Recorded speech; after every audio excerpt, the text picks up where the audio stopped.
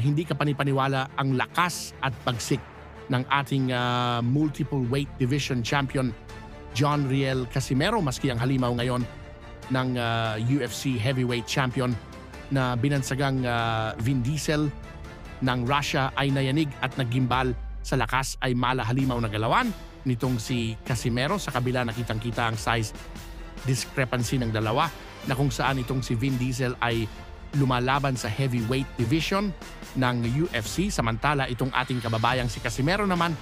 ay lumalaban lamang sa super bantamweight division. At sa kabila na doble ang laki nitong Russian fighter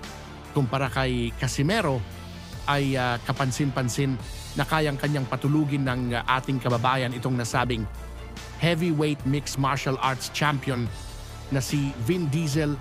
ng Russia. Kitang-kita na sa pagmimits pa lamang kay Casimero ay nasasaktan na itong si Vin Diesel na iniinda ang bawat power punch na binibitawan ni Cuadro Alas. Ang hindi matatawarang lakas ni Casimero ang siyang dahilan kung bakit pinagkakaguluhan itong ating kababayan maging sa bansang Japan. At ang mga Japanese boxing fans na mismo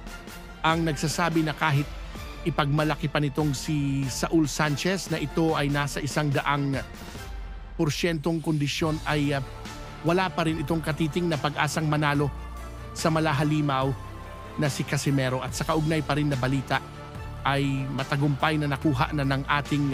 pambatong si Cuadro Alas ang timbang na kung saan 10 araw bago ang inaabangang laban nito kontra Saul Sanchez ay halos kuha na ni Casimero ang weight limit sa super bantamweight.